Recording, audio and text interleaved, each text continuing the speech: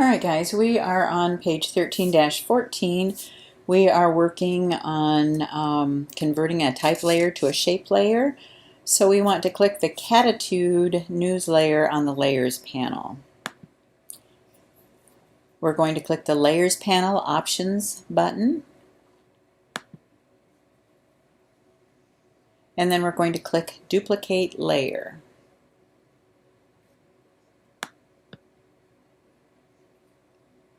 When duplicating a layer, you have the option of keeping the duplicate in the current image, adding it to another image that is currently open, or placing it in a new image. By clicking the document list arrow in the duplicate layer dialog box, then clicking another file name or new. We're going to save this as in the current document, and we are going to name it. It doesn't really say, so I'll just leave it as a copy and click OK. And you'll see, because we had the Catitude News highlighted, it also placed the Catitude News, the copy, right on top of that.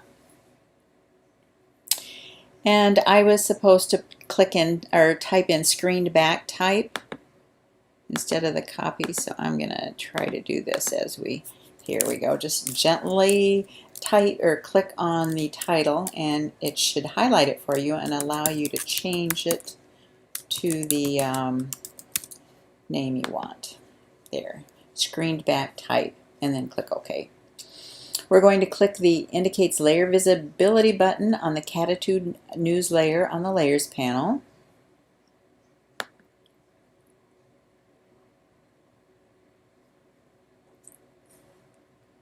And then we're going to use the workspace switcher to display the legacy workspace. I don't have a legacy up there, so I'm not quite sure what that is, but I mean, I know what it is. It's one that we've saved previously, so I may have missed that in a previous step, but I'm going to leave it at the typography workspace. And then we're going to click Type on the menu bar.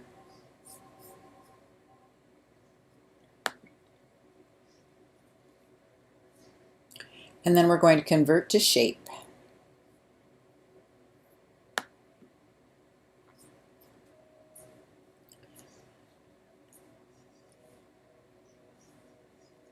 The type layer is now converted to a shape layer.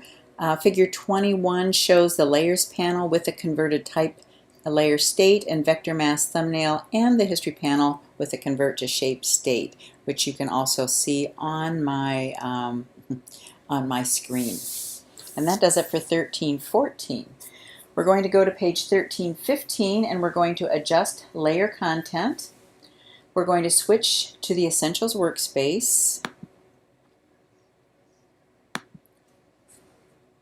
We're going to click the Levels button on the Adjustments panel.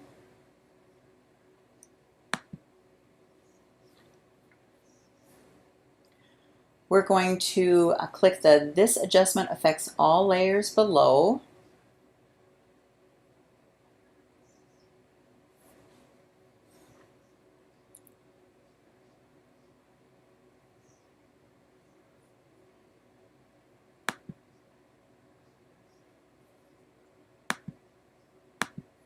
Alright, sorry, I had a minor interruption there.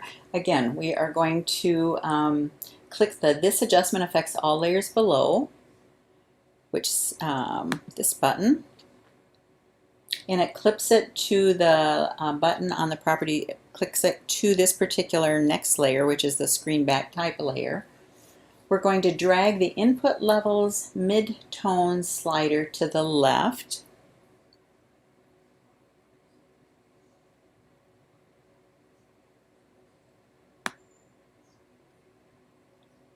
Until the text box reads approximately 1.9.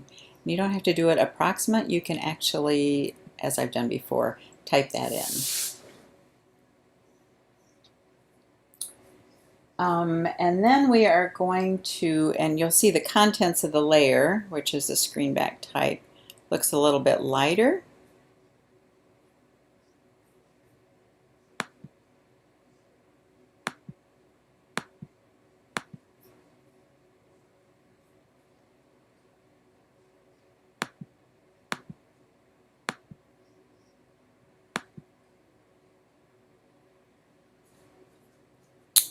I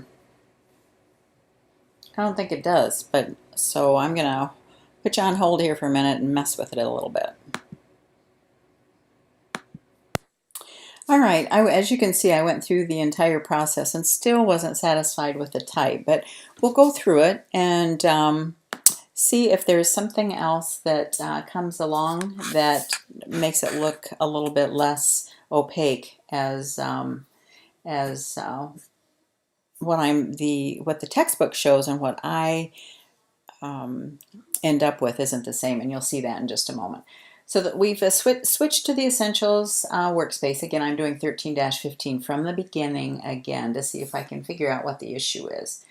We click on the levels, and this adjustment on the adjustments panel, then we're going to click this adjustment affects all layers below. We're going to click to clip to the layer button on the properties panel, which we've done here. Now it just affects this layer. Then we're going to drag the input levels mid-tone slider to the left until the middle input slider's text box reads approximately 1.9, which we did, and that didn't make much of a difference, but we'll do that again. Then we're going to, it says that the content of the layer now looks lighter. I'm not sure that it does. Let's see.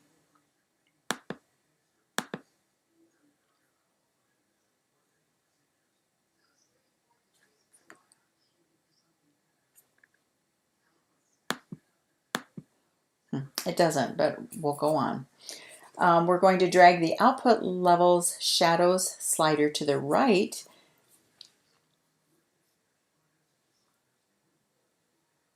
until the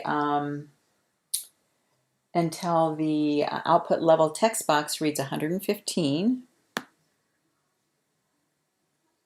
Now we're going. Okay, that's good. 115. Then we're going to collapse the properties panel to the dock. Well, it worked this time. Maybe I moved the wrong arrow the last time, but now it's working. This is the one that you want to make sure you move. We're going to collapse the properties, and then we're going to click the screened back type layer on the layers panel, which is this one. Remember, I didn't change the name on that, but that is the copy of the Catitude layer. And we're going to adjust the opacity of that to 85%.